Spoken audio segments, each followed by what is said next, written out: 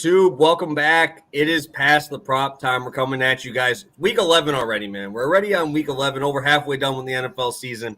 Coming at you guys with this huge NFL slate this week. Joined as always by my guy Stu. What's good, man? Nothing much, we gotta erase that disgusting taste that Thursday night football game left in everyone's mouth. I mean, oh my God, the whole world was excited. We got tricked. Finally, a good Thursday night football game. Finally, Amazon Prime getting their money's worth after paying billions of dollars for these terrible games. And nope, we instead get the two highest bet on players injured in the game. Just brutal for everyone watching. I know it obviously killed my bet from the show. It was a rough night for a lot of betting people out there, and we know that, and we know, hey, that's what betting is at the end of the day. We bet players, they get hurt. That's life. It sucks, but we're here to hopefully make sure that we can make the weekend a little bit better for you guys after a tough Thursday. Yeah, talk about making it better. We're bringing on our guest. That is Mr. Brad Thomas. How you doing, man? First time on the show. We're lucky to have you on. We appreciate you popping on with us. Yeah, guys, I'm doing good. Thanks for having me. I'm sitting here with a baby in the family room, so I've been kind of in and out of the football world. It's been actually better, I believe. I'll say this, when I didn't have a child and I wasn't up all night, I would cram and hammer every single game. But now I have to know my strengths and weaknesses. I know I memorize which teams do well against the pass, which teams do well against certain aspects. And then I find those games and then I just narrow in on one target. I think it's actually been making my handicap a little bit better. I've been betting a lot less, being more selective. So I'm excited to kind of, try to make some more money with you guys.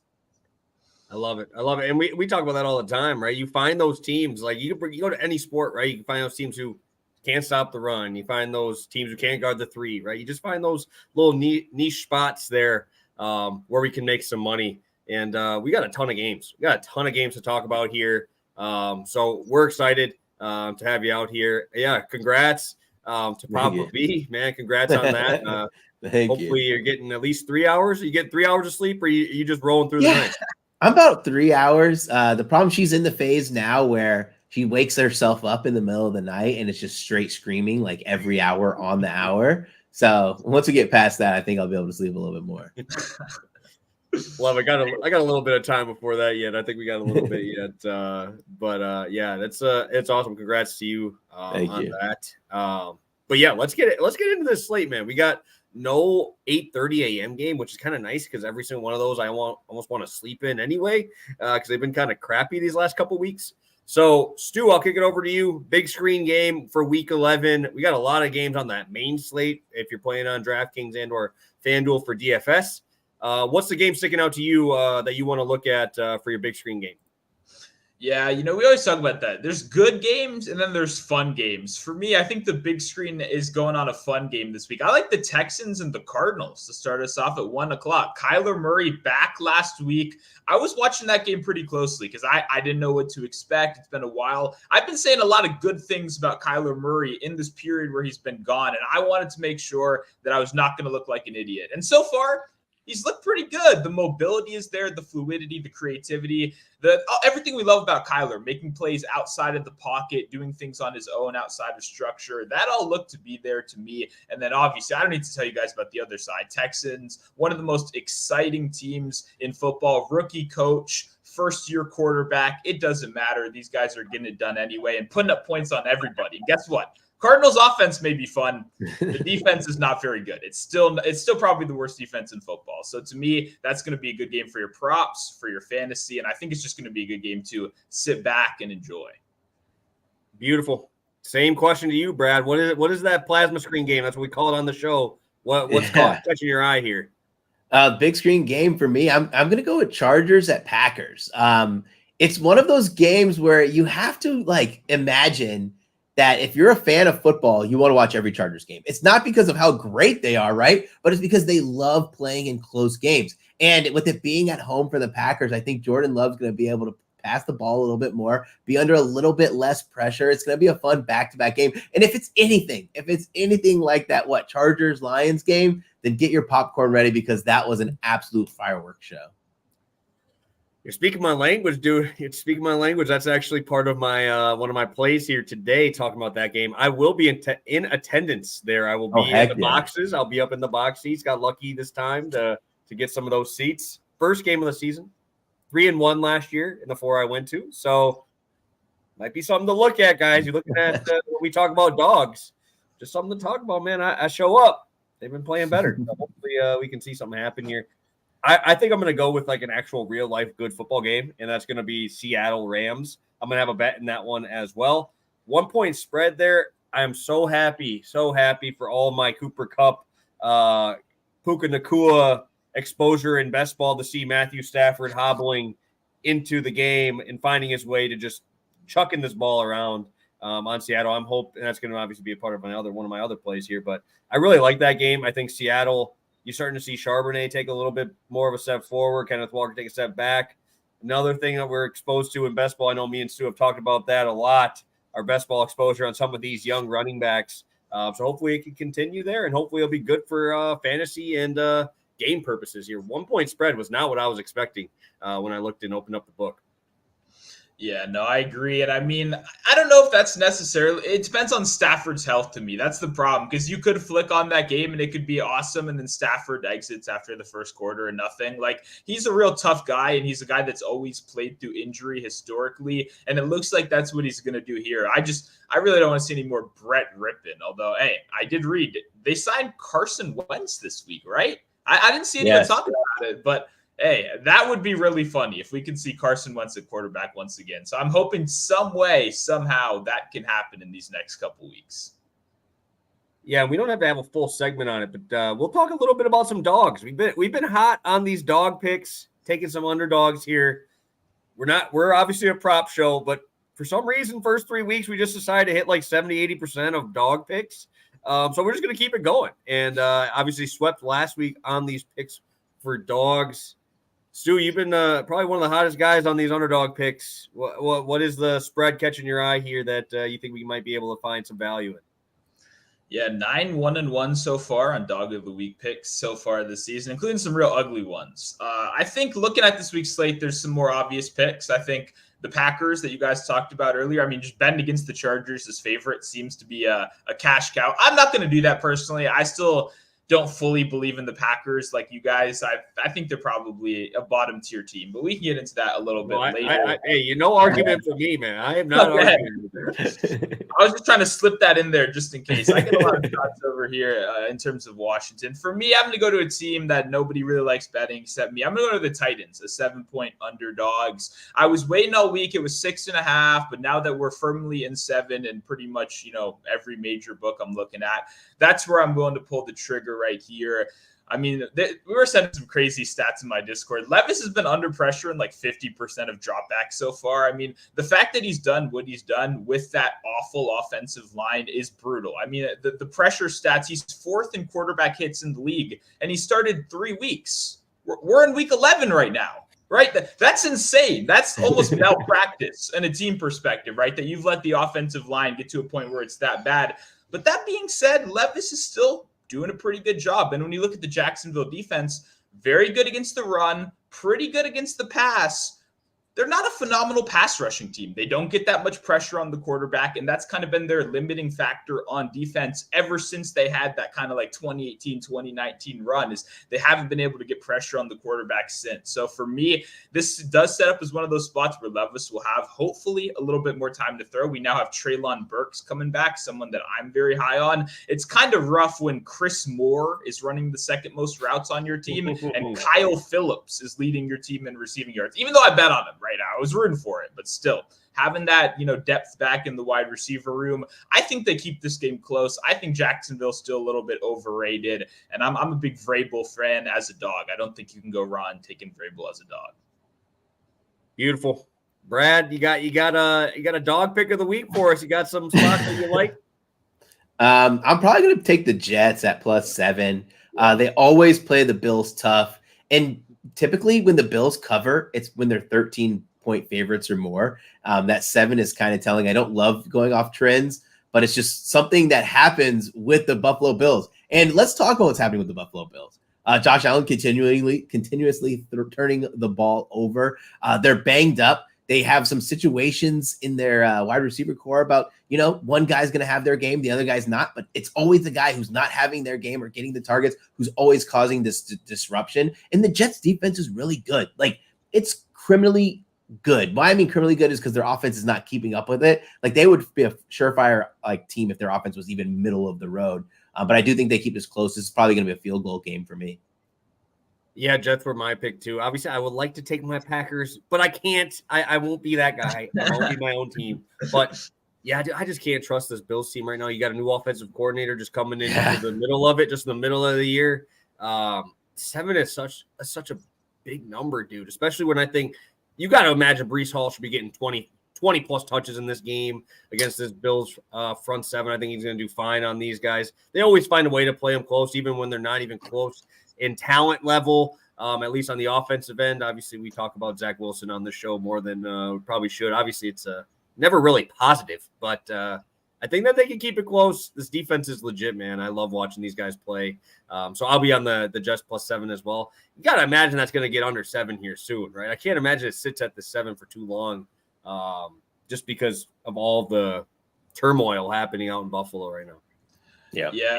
I'm glad I went a little different because I'm on the same page as you guys here as well. I mean, you nailed it. These two teams play each other historically very close, and it's even with Zach Wilson, right? We're not even looking at past stats with like strong quarterback play or anything like that. So yeah, man, it's very hard to trust the Bills right now. As someone that's repeatedly went to the window to try to back the Bills, seeing them as 7-point favorites just doesn't even feel right. And I'm almost a little bit concerned that this is going to be one of those games where the public is all over the Jets and we don't even see that line move that much. So we'll see. I'm curious to see what those betting splits are by Sunday morning. For sure. That's a good point to bring up there. But I guess what we can do with that, we can just transition right on into some bets. Stu, obviously, you have a spot in that Bills game. We can get right on into it. And I will kick it over to you to start us off here for our Week 11 show here. Yeah, we're going Josh Allen to throw an interception, and then the Washington Commanders money line -102. Allen is -160 across the board to throw an interception. So if you have something else if you don't want to sit in the Washington money line, I understand that. But to me, Oh gosh, Stu, you gonna do this to me, my man? We'll say that this is Brad. I don't know if you've ever seen the show when we have a freeze. Stu only does it with that face. He only does it with that mouth open face there. So he's excited. Stu, let's go again. We got you back here. We're good. Okay, there we go. I was just getting into it right there. I don't know what I missed, but Josh Allen, a guy, I normally come in here and I rant. I give a bunch of stats. I list out all the 4,000 data points that lead me to backing something. But at the end of the day, I think this one's pretty obvious, right? I mean, we've all watched Josh Allen. He leads the league in interceptions. This isn't a new thing. He probably would be in the running to be over the last 3 seasons if Dak Prescott didn't go crazy at the end of last year and steal the trophy from him. So it's one of those situations where obviously you got a guy that Josh Allen is a phenomenal quarterback, still someone that I think is underrated at the point of where Twitter is talking about him now. I think Josh Allen's the second best quarterback in football, and I don't even really think there's much of a discussion around it, especially considering that the number 3 was Justin Herbert, and he's not having such a great year himself. No. I mean, maybe if he were having that all-star season we expected, maybe that would be a different conversation. But right, when we look at what this Jets defense is really strong at, it's that outside corner play. I mean, we said this multiple times over the course of the year. They funnel more targets to the running back and the tight end than any other team in football because those outside corners are so good. But what do we know about the Bills? Top 5 pass rate over expectation team throughout the whole Sean McDermott era. I know we're saying, okay, we have a new offensive coordinator, but that was consistent with Daboll before as well. And we also have an offensive coordinator that, he was famous. He got the job in Carolina for the whole LSU Joe Burrow thing. I'm not buying into that, guys. I don't know what's going on here. What I do know and what I am confident in is that the Bills aren't going to be able to run the ball. I don't care if they come in here with their game plan being, we're going to run the ball, we're going to slow things down, we're going to make sure the reads are easier for Josh Allen, he's going to progress through everything much better, we're going to simplify the offense. That had to be the rhetoric every single game this offseason, right? Do we not? Does this not happen every week after Josh Allen throws 3 interceptions, right? Like, this isn't a new conversation right here. For me, a new offensive coordinator doesn't really scare me too much. They're obviously not going to have time to fully shift their offense at this point. Whatever vision Brady does have for this offense is, likely not going to be implemented for the next couple weeks. So what I look at right now is a team with, Latavius Murray as probably their best between the tackles runner, James Cook as a guy that's, got fumbleitis right now. I like him in space. We got to get the guy the ball in space. The problem is he's not built as a 3-down running back, and that's why they're struggling with all these 3rd and longs. So they get a guy like Leonard Fournette. Is he going to solve those problems? I'm not sure. I would think he's going to be elevated from the practice squad this week. The point of me saying all that is I'm not confident this team's going to run the ball in a low-scoring environment against a strong Jets defense. Allen is going to be asked to make decisions, and the Jets know more than anything else that you sit, you wait, you play conservative, and you make him make the choice. And that's where Josh Allen gets himself into trouble, because he has the arm of God, and that is a punishment and a curse, right? Sometimes we get those amazing 70-yard touchdowns, and sometimes we get those 70-yard punt throws. So for me, I think we're getting at least one of them. I talked about this play on the show, and I said the one thing, I'm going to wait. I'm going to bet it live. And I couldn't even do that last game. He threw it in the first 2 minutes. So I'm not going to make that mistake again. We're not waiting for it live. We're going off the bat. Josh Allen, we love you, buddy. Big fan here on the show. Let's throw another interception. Come on now. Brad, have you been on the turnover train for Josh Allen at all? I have not. I don't generally bet interceptions, but I feel like it happens all the time. I should start doing it. Dude, he's just been and I told Stu this. I found a way to start him over Dak last week, where Dak puts up a 45. Yeah. And we get a nice old 15 from Josh Allen there. And I guess that's a pretty good transition. Talking about Mr. Dak Prescott. We're going to Cowboys country for Brad's first pick as a guest on our show. Let's hear it, my man. Yeah, I'm taking Tony Pollard over 65.5 rushing yards. For me, I don't want to use the term buy low, but at some point we kind of have to say it's a buy low spot for Tony Pollard. He hasn't had a 70-plus rushing outing since, week 3 of the NFL season. And it's one of those situations where we're getting that, if not now, win kind of conversation for Tony Pollard. There's no motivation like being motivated to where they might consider giving you less touches. We've seen rumblings of him saying maybe just make him the change of pace back. And we've seen him say that it feels a big game coming. Those two things coupled together with the fact that the Panthers are 31st in defensive DVOA against the run makes me excited for this to be his bounce back spot or his massive blow up spot. Like, we could use the excuse saying, well, what about the Giants? The Giants are like bottom 5 in defensive DVOA against the run. Well, yeah, what about the Giants? One of the 3 times that he's gone over 70 rushing yards this season was against the Giants in week 1.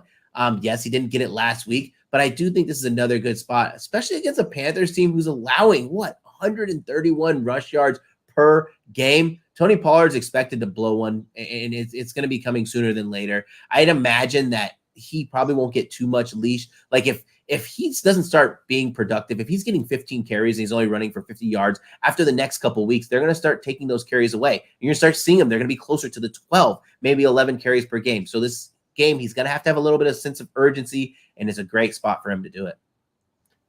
Yeah, and I'll throw one other thing in there is Dallas is the number 1 first half scoring team in the NFL right now. So, I mean, you got to run that ball at some point, even though they were chucking it with, what's his name? Cooper Rush was chucking balls.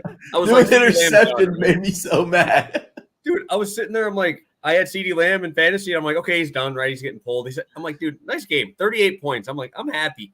Dude ends up with 46 because he just keeps getting peppered. You're up 40, dude. Like, what are we doing? And they just kept throwing. I'm like, hey, I'll take it. So, Stu, any thoughts on Tony Pollard this week?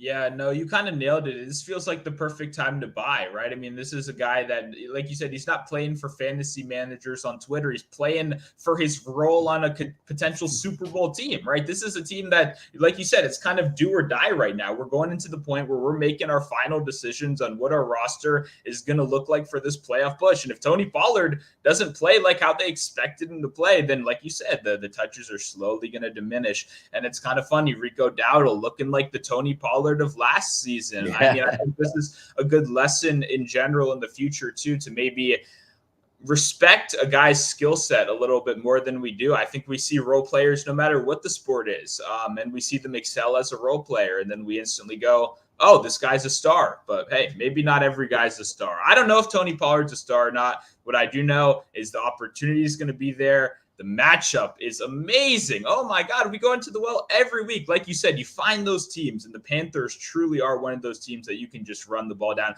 The Giants, on paper, they're a bad defense. They have some solid names. Obviously, the deadline, they lost one of their best defensive linemen. The thing, though, is I don't look at those Giants games because it's so hard to get in the mind of a coach on how they game plan for that. Yeah. Like, was the plan ever to have Tony Pollard touch the ball 25 times in a game that they know they're going to win? Like, I'm not saying that's a bye week, but that's as close as possible to let's get in and get the fuck out. And I think that brings the market down a little bit. I don't think people think like that. So I'm with you, not just 65 right here. I think this is a good opportunity, to go all the way up to 100. Yep. Beautiful. Hey, we love those ladder plays here, especially that's why we bring those long shots on here for you. And I guess we could kind of find this as a buy low spot because I'm going back to the well. I'm going back to Matthew Stafford here. 255 passing yards. FanDuel right now is giving us this number against Seattle. I saw this earlier in the year, right? Game 1 went for 334 on these guys. Looked healthy, right? First 3 weeks, a lot of people forget about this. Matthew Stafford was cooking, dude. He was hitting this number in every single game. Went for 300 against the Niners, right? I mean, this happened. That was without Cooper Kupp, right? So I would assume he is healthy because there's no reason why you'd bring him back for any other reason, right? You'd have to bring him back if he's 100% healthy and ready to go for this game. What I really do like about Seattle is that pickup at the deadline there, right? You look at this run defense, right? Leonard Williams out there, he's a stud. You got some other backers in there that we talk about all the time, Bobby Wagner. You got Witherspoon at the back end, right? This is a good defense. I think a lot better than people really understand, at least in the running game as well. But for Stafford here, I think we haven't seen a game where both Nakua and Cooper Kupp have both gone off, right? It's been one or the other. I didn't want to pick, right? I wanted to go in this game. So I'm like, hey, one guy's going to be throwing him the ball. Let's just take his numbers because I think that's going to be the spot. I don't want to guess if Cooper Kupp goes off. I don't want to guess if Nakua goes off. But, hey, Stafford's going to get those yards. Obviously, really good yards after the catch team here. I've gotten in trouble when I've taken completions because look at these guys. Yards after the catch, these dudes are elite. You have Cooper Kupp, obviously, fully healthy, ready to go. You pretty much had a couple weeks off with Stafford off, and you haven't done anything in the last couple weeks. So, got to win this game. It's a 1-point spread. What I also like is the Rams are terrible in the first half, only 10 points per game in the first half. And those are the types of games I like because McVay having to play around there, right, when we're losing. Hey, just chuck it, Matthew. I don't want to watch Darrell Henderson run 2-yard runs in the back of people. I don't want to watch Royce Freeman 2-yard runs in the back of people. That's their running game. That's who they're running with against this front seven. Seattle's been really good against the run since Williams has come over. We just saw against Washington. They got torched in the air by Brian Robinson. When have we ever said that? They got torched by Antonio Gibson, right? De'Ani Brown, whatever. I don't even know his name, bro. He just goes for 60. Dude, they've been stopping the run. They stopped Kareem Hunt a couple weeks ago as well, but they've been getting torched. PJ Walker threw for 250 on these guys, right? So sign me up for some Matthew Stafford. Throw this ball around the yard, and let's see those big plays, Cooper Kupp and Nakua. Let's have that game where we both get both of them. Run a little stack in DFS. I'm in for Matthew Stafford this week.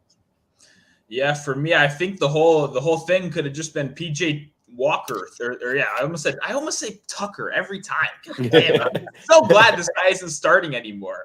Oh my god! But the whole write-up could have simply just been he threw for 250 passing yards because obviously the guy got benched for a guy that had -5 passing yards earlier this season. So I like this spot a lot. We know what Stafford can do, especially when all these weapons are healthy. And you nailed it. I mean, it's not even just the D-line. Obviously, Williams helping at the deadline. The safeties, Jordan Love rates out as one of the best run stoppers. Adams back there, who plays in the box a ton. This team brings their safeties up and they say, okay, you got to beat us with the pass. And as we know, Matthew Stafford is more than happy to sling the rock around. Always like to bet on McVay finding a way to get things done there. Brad, you been betting on any Rams? I know it's been tough this year for him. Man, I was on the Puka Nakua train. You know, me as being the huge college football guy, I was on him early in the season. And then I was obviously bet on Cooper Kupp in his first week back. I was considering starting Matthew Stafford this week. I have the option of 3 different quarterbacks. I ended up going with Kyler Murray, though, just having the ground threat. But I do like your play here. I believe the Seahawks are like 28th in defensive DVOA against the pass. They have big name corners, but generally overall pretty young still and can be got by good route runners, which exactly describes Puka Nacua and Cooper Kupp. Beautiful. I love that extra stuff. Shout out BYU, baby. Bringing out Puka Nacua, baby. Love that. But yeah, let's get into our second round of plays here. Again, guys, hit that like button. First time in here, right? We got 35 of you guys in here live. If you got any questions, drop them in the chat. We'll get to those as soon as we can. Woo. Got a drink of water here. Let's go to the Browns. We're going to a Browns game here for Stu, man. This is always love watching these Browns one shit. Yeah, I almost picked this one as my game of the week, honestly, right here, just because I'm so curious what is going to happen in this game. Mike Tomlin, the magician, can he keep being outgained in yardage every week and still pulling the magic out of that? Not only winning, the guy's covering too. I mean, oh my God. So shout out to both of these teams too, because now we see a quarterback switch. DTR is in. I know Brown, but all of us know this guy very well as prop bettors. This guy made us a lot of money last season as a dual threat quarterback. And then not only that, for all the preseason degens come out, he comes out and lights the preseason on fire as well. So he got a little bit of a reality check in a very tough spot, right? He was asked, I believe, a day before or maybe even day of to take over after Deshaun Watson was ruled questionable. So for me, that's a very rough start right there. But still, in that game against one of the toughest defenses in the league where DTR did start earlier in the season, Njoku did cover this number pretty easily, went over 45 yards in that game. A very notable part of that game too is Amari Cooper, 1 catch, 16 yards. When you look at Amari Cooper splits with and without Deshaun Watson this season, it's insane. I mean, this team clearly is not making, because right, when we see this as sports bettors, we see a young quarterback, we have 2 thoughts a lot of the time: wide receiver 1 and tight end. Those are the safety blankets, right? A lot of the times we go to the wide receiver 1, but when you look at it schematically, what it would be telling us if in all these times where we had a backup quarterback, if the scheme really wanted to get Amari Cooper the ball, they would have, but that's not been the case. We've seen Deshaun Watson going out of his way as his number 1 target with a 30% first read target share. That falls off of a cliff when it's one of these backups. We don't have data with DTR yet, but what that does tell you is the scheme is not emphasizing Amari Cooper as that safety valve wide receiver 1. It's David Njoku. And what did we see this in reports this week? It was both coaching staff saying, listen, good things happen when we get this guy the ball. I don't know if you watched that play he had on those Ravens linebackers. He caught the ball and he took them with them like 17 yards. And what I love about Njoku is he's not running complicated routes. It's very similar to what we talk about with Evan Ingram. A lot of short checkdowns, get the ball out fast. We know how good this Pittsburgh pass rush is, but what we said all year, it's a home run hitting team. If they don't get home, if they strike out, then you can pass all over this team. On the 70% of snaps where they're not getting direct quick pressure on the quarterback, you can torch the secondary because Minkah Fitzpatrick is the Band-Aid that holds everything together. And when he's not in there, those safeties, those secondary guys are not looking too good. So I really like Njoku in this game. I don't see a ton of passing volume, but what I do see is at least 6 targets in this game.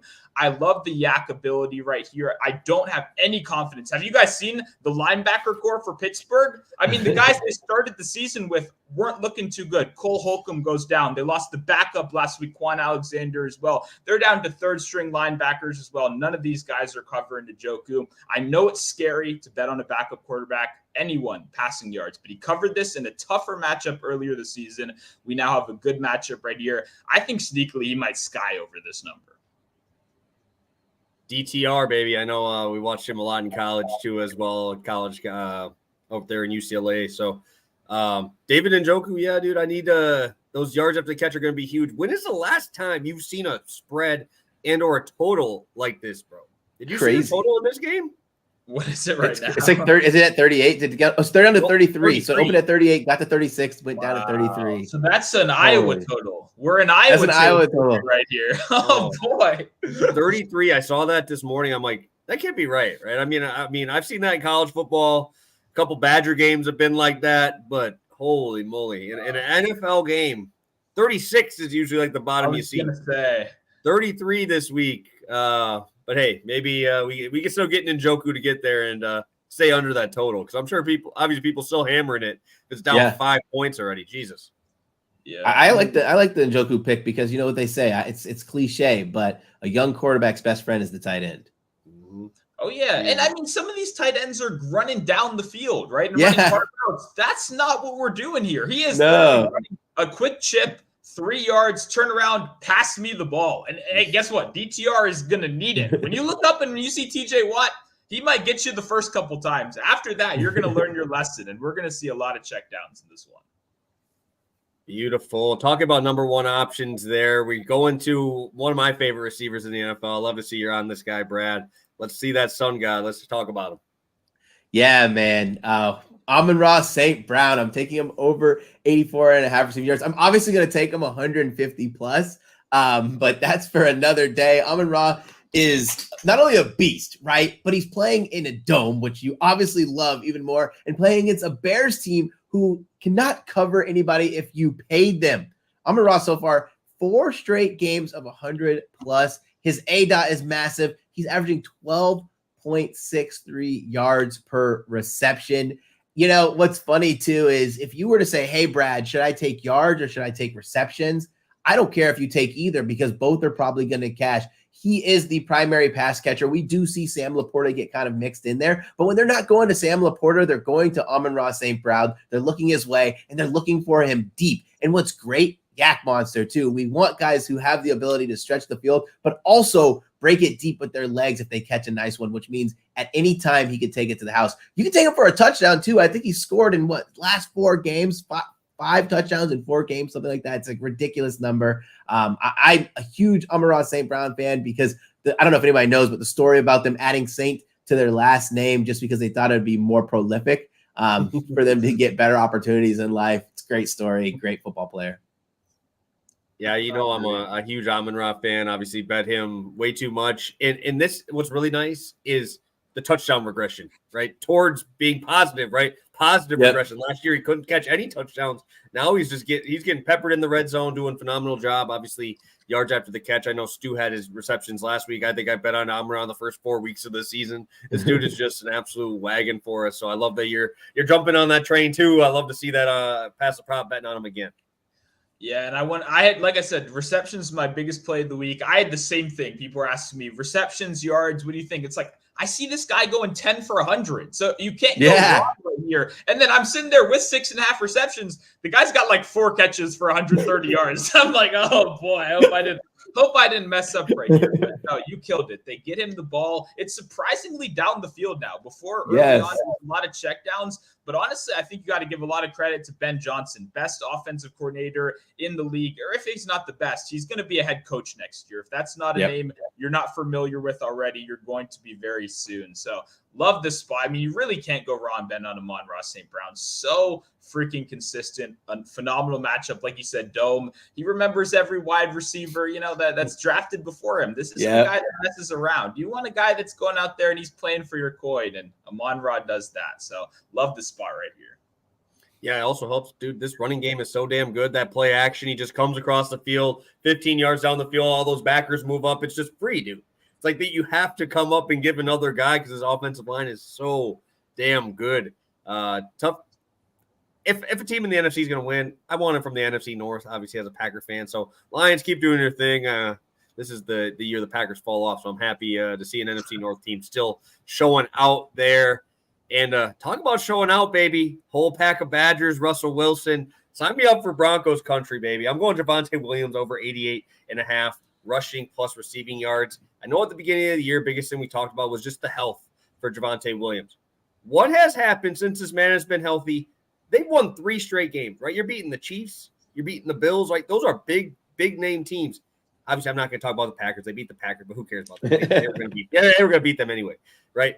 But what has been the thing that's been happening in every single one of those games? They've been just giving Javonte the ball at an extremely high rate, right? You look at the beginning of the year, everybody's talking about, Jaleel McLaughlin getting all these carries, all this stuff. Samaje Perine's getting into these carries. He was on the field only 50%. I don't give a shit if he's on the field 50%. If he touches the ball every time he's out there, dude. Last 3 weeks, 68% of the rushing carries. Kansas City, 84%. Bills, 75% of the carries, right? Those are the numbers that you need to give them because you're winning. That is how you're winning. You're slowing this game down. You're letting your defense actually work, which shout out Denver defense for just being a laughingstock for the first half of the season. Now they're nice. They're actually stopping. Yeah, really nice. Shout out to them, man. But opportunities, 19 opportunities, counting targets and rushes, 30 opportunities against the Chiefs, 25 in their last game against the Bills. We've seen the running backs absolutely torch the Vikings in the air. AJ, this is all you need to know. AJ Dillon had 41 receiving yards on these guys. You guys know my hate for AJ Dillon. Like, it is very high. And he went for 5 for 41 in the air on these guys.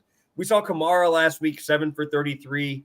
That was all with Derek Carr because he can't throw the ball more than 10 yards on the field. Aaron Jones in that same game had 17 yards on 4 catches. CMC went for 3 for 51. This is all recent. This is all the last 4 games. That's a ton of backs getting there on the receiving yards. I think we're going to see Javonte get more and more touches. Dude, this guy has been awesome running between the tackles. Like I said before, talking about the Bills game on Monday, a lot more explosive runs. We're seeing those 10-yard runs in there that we're getting those chunk plays that we weren't getting before in the beginning of the season. He's fully healthy. This dude is breaking stuff off, breaking tackles. Finally, they're giving him the ball outside of the tackles as well. I'm all in on Javonte. I think that they have to give the ball to him at least 25 times. We're in a primetime game. I know Russ is going to make those big plays when he needs to, but Javonte is going to be the guy moving them in between the 20s here, and I'm excited to see him show out in a primetime game again.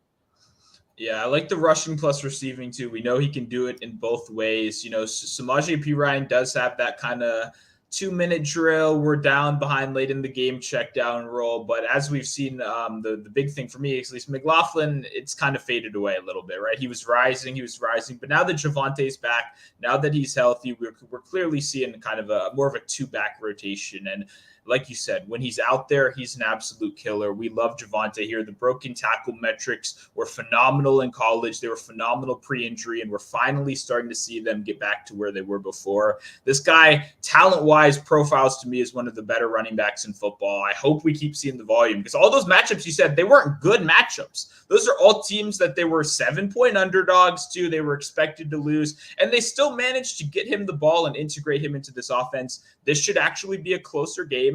I don't see either of these two offenses pulling away. And yeah, I love Javonte in this one. Expect him to have a good game.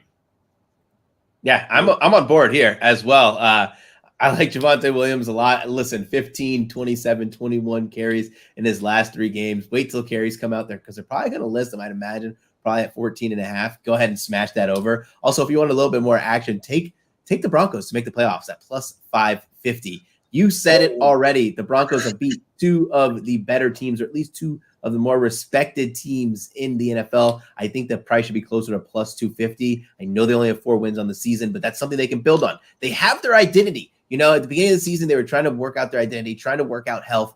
They have their identity. It's kind of like one of those teams who is okay with, we're going to run the ball, and then we're going to throw the ball 15 to 20 yards. Like that, I don't want to call it the dink and bomb because they're not bombing it, but they're definitely going to pound in mid-range. We'll call it pound and intermediate because that's exactly what they're doing. I think that's a good price for them there. Hey, I think we need that to be Russ's new catchphrase. Pound and intermediate, baby. Let's get it going. Mr. Unlimited was not working before, so we got to mix it up a little bit. I agree with you. My only one thing I'll say to that is I would like that if I like them to win this week, but I'm so on the Vikings trade. Like I am so on the other side. I know everyone's jumped off. They're like, okay, we're selling high now. But people tried to sell high last week too, and it didn't work because they're the better team, and everyone hates the Saints, so it's a little easier. Yeah. I still think Minnesota. They have Derek Carr, bro. They have Derek. I know. I still think Minnesota's turned that corner. I've been saying it for these last couple of weeks. So I'm with you. The Broncos these are both underrated teams in my book. I think the problem is obviously the whole world's just talking about Josh Dobbs right now, which puts me on the side that I don't normally like to be on. But I'm gonna be on the over here on the Josh Dobbs train for one more week. I hope the wheels stay on. But if they don't, at least I know your future's looking a little bit better because I like that angle. I agree with you. It's an undervalued team right now. Yeah, dude. And all I'm saying is the last 3 weeks, right, with Josh Dobbs and all this stuff happening, they played my Packers, who can't beat anyone. They played the Falcons, who Taylor Heineke is a piece of shit, right? Can't check the ball down to Bijan. Check the ball down, bro. Throw the ball 2 yards. Give me the ball at Bijan. And then you look at the Saints, dude, and they should have started Jameis, and they probably would have won. Yeah, they looked better with their car out there for 3 quarters, and I have to deal with no Olave points until the 4th quarter because Jameis doesn't care if there's 4 guys on him. He'll just keep chucking, and he almost brought him back, right? So it's like, I get it. The Vikings are a fun story. Like Dobbs got cut by 5 teams, right? 5 teams in the last 3 years. Yeah. And now he's winning these games. It's just Broncos are actually playing good football. This is like the only team of those 3 that are actually playing good. But they're not playing like great football, right? Like the Bills should have beat the brakes out of them last game. The Bills got the ball back, and they went 3 and out, and then they gave it back to the Broncos, and the Broncos gave it right back. It looked like my Commanders. I've seen that story all year long, where you're ahead and you're just like, we don't want to lead. We would like you guys to try to win. That's what it looked like last week. So I don't know. I got faith in the Vikings defense. I've ranted about it a bunch with the defensive coordinator swap has done over there, has worked wonders on that team. But you're right. The talent still isn't necessarily there. So maybe that's a big screen game for me because I don't know. I'm gonna have some Vikings money by the end of the week. Yeah, it's the late night hammer game. It's Sunday Night Football. Who would have thought, man, at the beginning of the year, everybody's like, flex that game out. Flex out that game. Nobody wants to see the Broncos when they're giving up 70 points to Miami. And now they're like, I'm going to watch this a little bit. So I thought I was back in the public on a random 4:00 game. I didn't know I was back in the public in prime time. Yeah, you're back in public money in a primetime game, dude. That's worse. Might as well just bet the over now. Damn. Okay. We'll see. We'll see.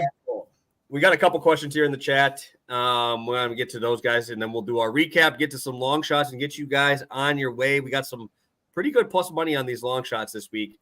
Straight Sniper coming at me here with Musgrave or Reed. I've been taking Reed on the longest reception. He's actually been doing pretty good on those.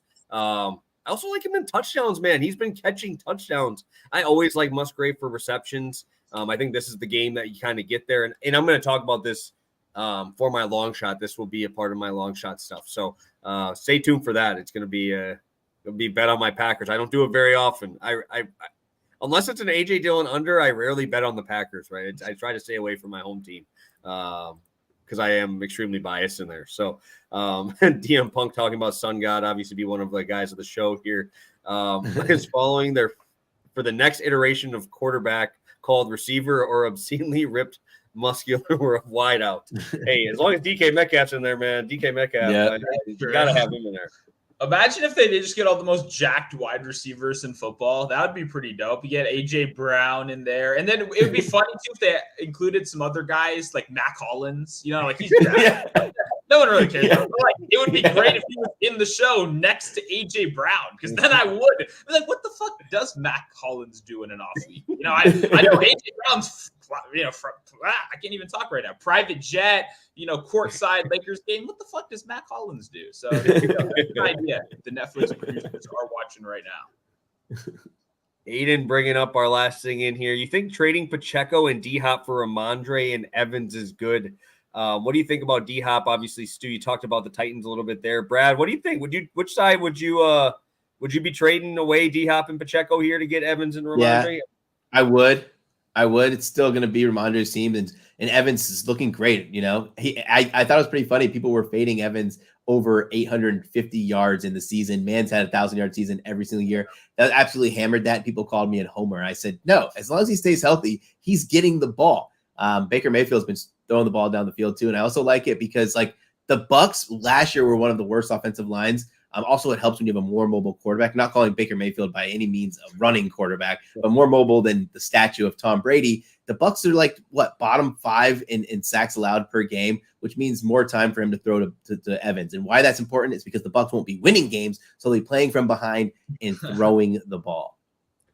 Hey, we love the positive talk about Buccaneers, baby. We love that. I've been betting Baker since week 1, baby. I've been loving that hype train. And just keep checking down. Keep checking down to my boy Rashad. He needs more PPR points. Keep giving them those receptions, baby. We love those. No, he talked about Dink and Bomb earlier. That's exactly what they do. I mean, we get Rashad a couple carries and then Mike Evans straight down the field. Oh, of course. Terrence is in here, right? He knows what time it is. Terrence knows exactly when he's coming in, knowing when it's long shot time. I will kick this over to you, Steve, from Steve here, Stu. B-Rob to score a touchdown. You got Gibson out this week. You're going to be betting on Ryan Robinson at all? I hate this team. Like, I don't even bet on them. Like, you know what I mean? Like, I don't know. I didn't know Gibson was doubtful, so he's out officially. I'm pretty sure he's out. I mean, I assume it's what, -110 or something. Are you getting good value? If it's plus money, I think obviously good value. We should be in the red zone a lot. It's just like this team spreads the ball around so much for no reason. Every week, Byron Pringle has 2 targets. Like you said, Diami Brown has 4 targets. Like, what's going on?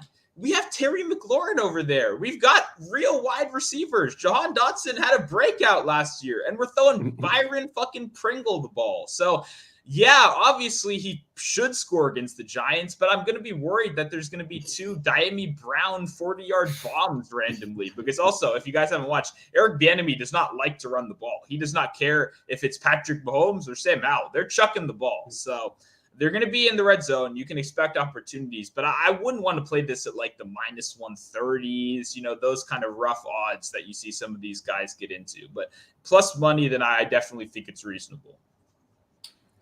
Perfect. And now, Brad, you get the last one here. I know you were the Tony Pollard guy this week. Would you be trading Montgomery for Tony Pollard? Not a chance. If I have Montgomery, I'm keeping him, especially over Tony Pollard. In the red zone, like it kind of flips scripts. I don't believe they think that Tony Pollard can run the ball well in the red zone. They're much rather throw the ball, especially to the tight end there and Ferguson.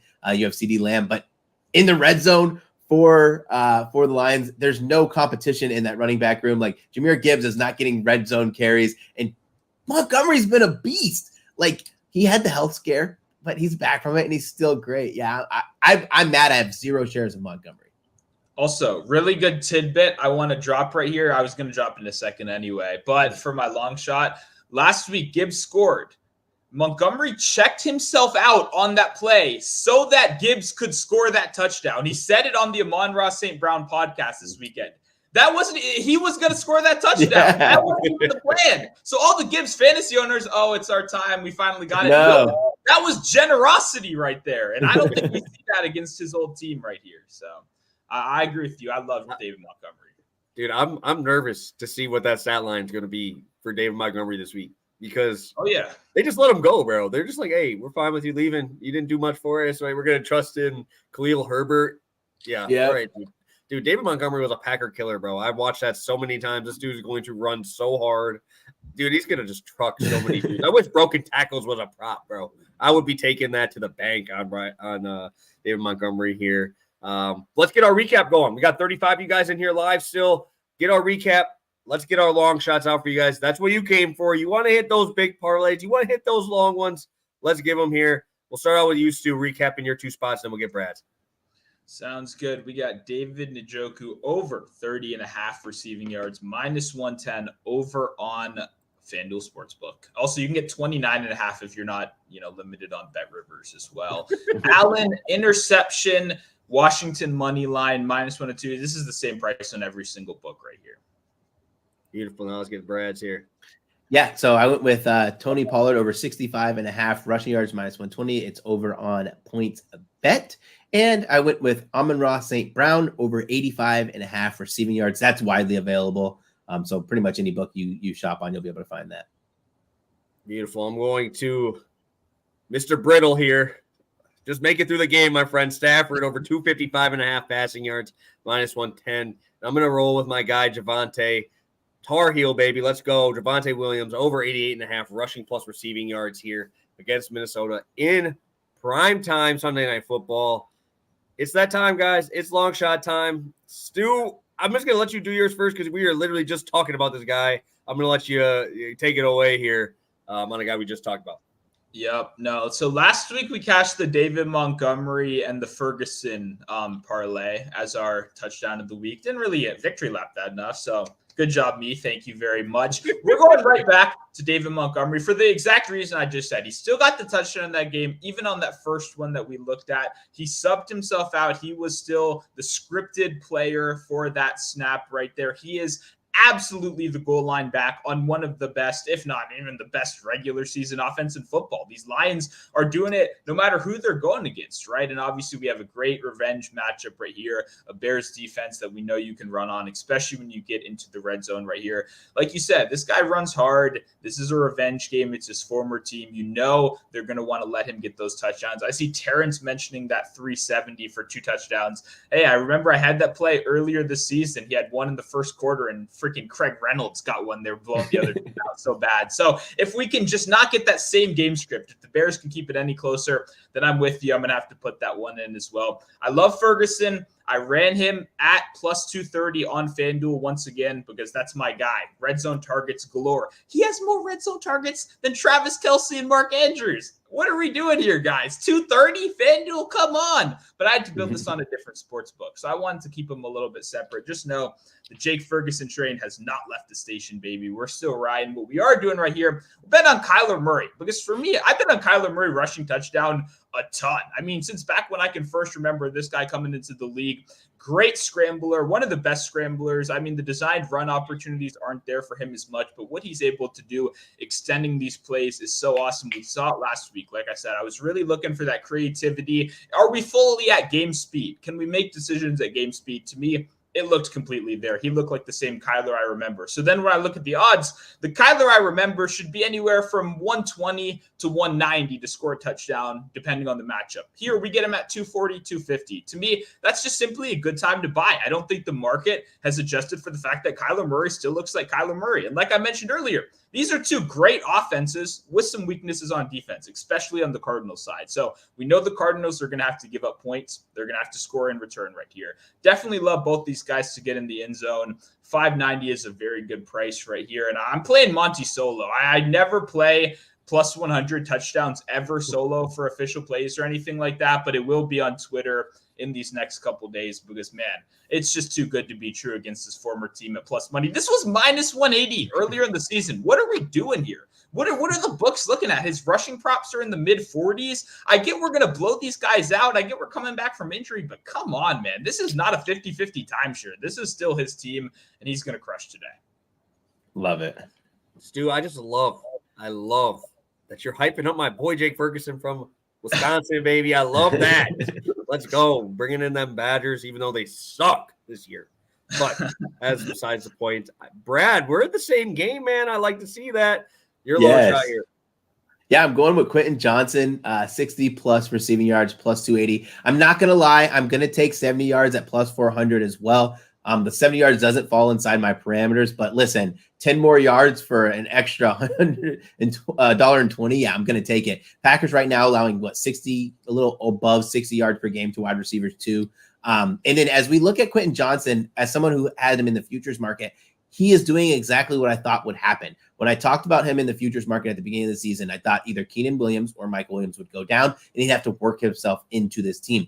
But since over the last 3 weeks, when his snap share started to get up 70%, 83%, 85% snap share in those games, 6 targets, 3 targets, 4 targets. But what's really important is he has his ADOT of 11.8. So it's obviously clearly going to be there an opportunity with the 61% route participation. And Joshua Palmer did not practice again yesterday. I didn't check today, but I like this here.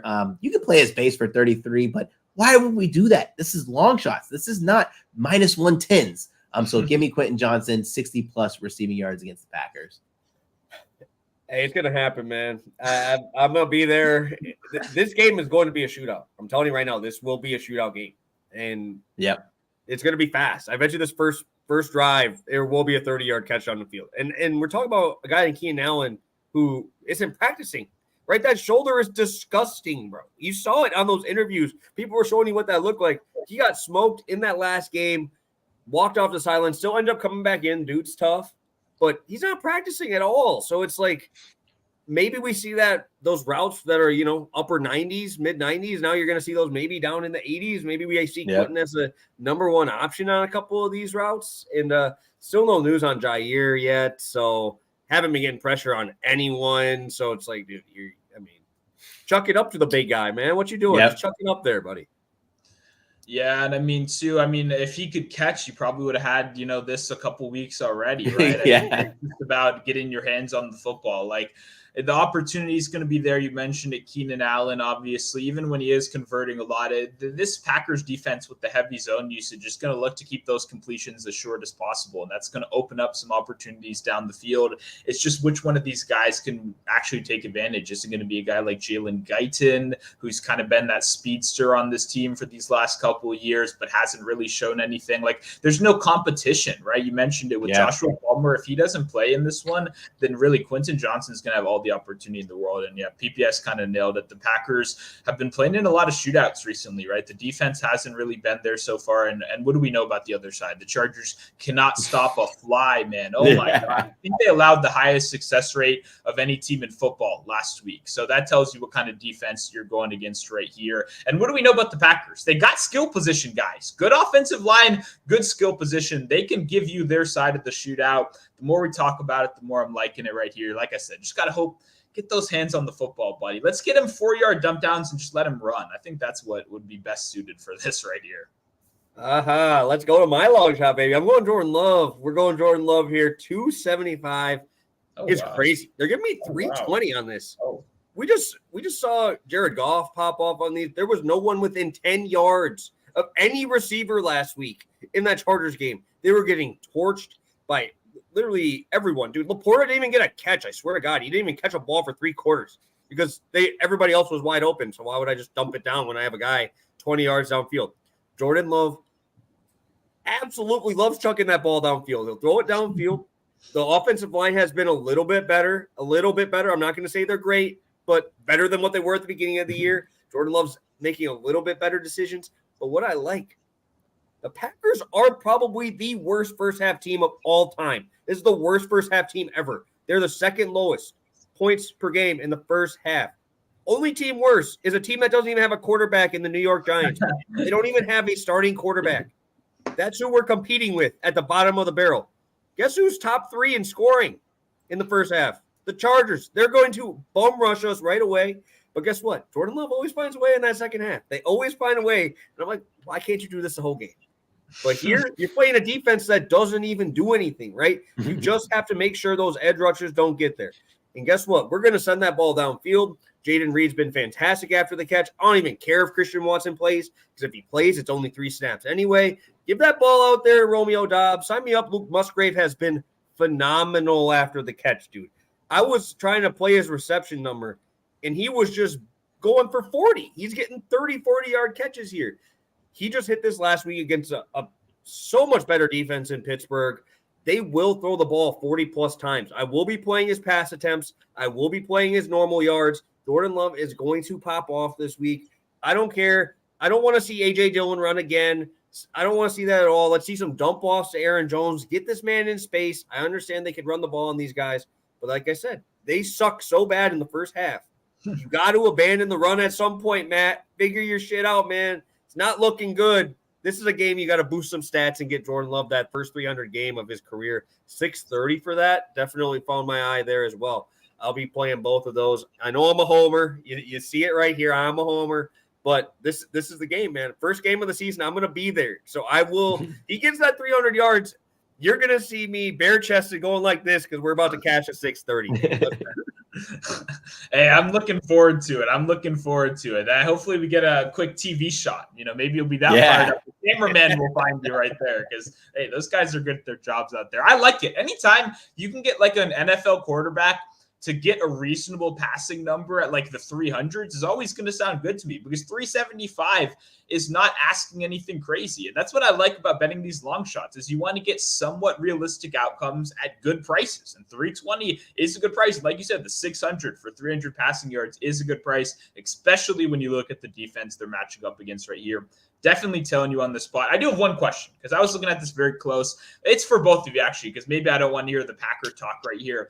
Why is Romeo Doubs only 2.5 receptions? I just don't understand that. I don't know. That didn't make sense. Okay, I'm glad it's not just me because I look at that number and I'm just confused. I know it's minus 130. You got to pay a little bit of juice, obviously, but still, that kind of thing really caught me off guard when I was looking at those lines. Yeah, I was considering his alt lines too, but like I didn't see anything that was. I think that he didn't have alt lines up when I checked at the time, so I think that's what it was. For his receiving yards.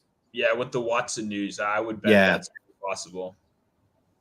I don't know, dude. I know that we have just been spreading the ball around a lot. I mean, we got Wicks from Virginia, obviously getting catches now.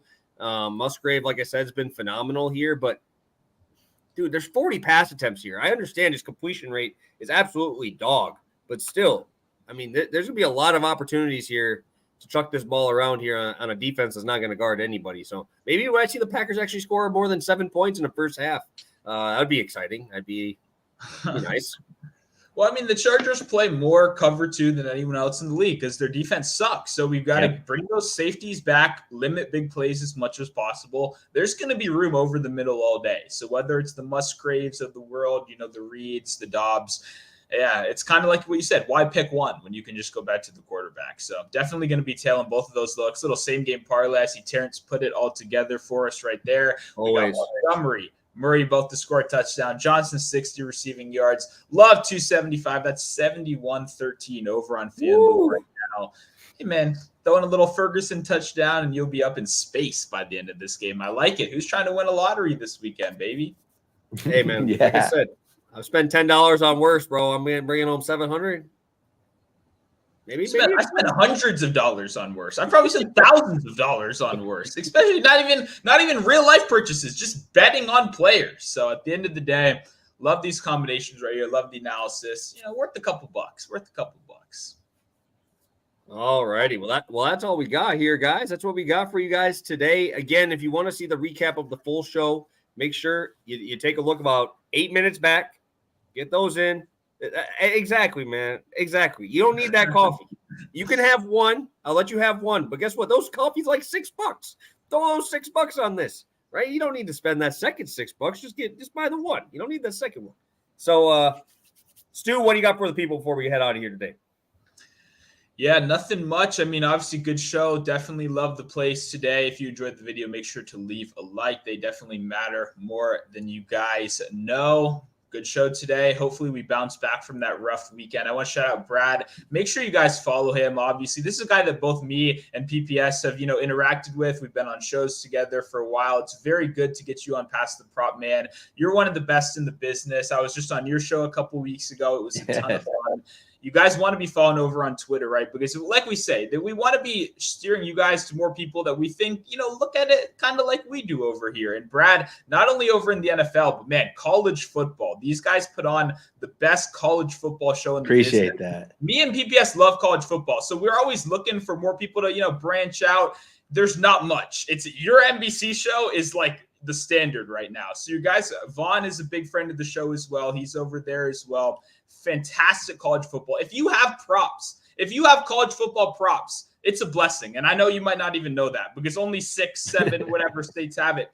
These guys demolish them. That you don't have to do a single thing about the game. You just click. It's 11 o'clock on Saturday mornings. Check out their show. Follow on Twitter. It's great stuff. You're going to want to make some money. Hopefully after you tail the Past the Prop shows. Yes. Lock those in first. Though. Brad, we appreciate you popping on, man. Tell these guys where to find you. We want to have all these guys following you over there. Obviously, we did. Yep. I did drop in the link to your Twitter in the description of this video, so make sure you guys are checking out that. But other than that, Brad, where can they find you at?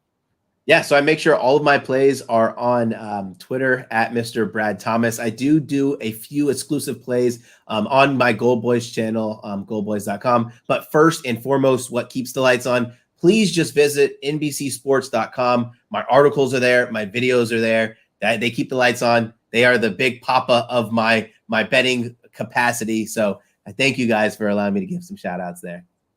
Oh, of course.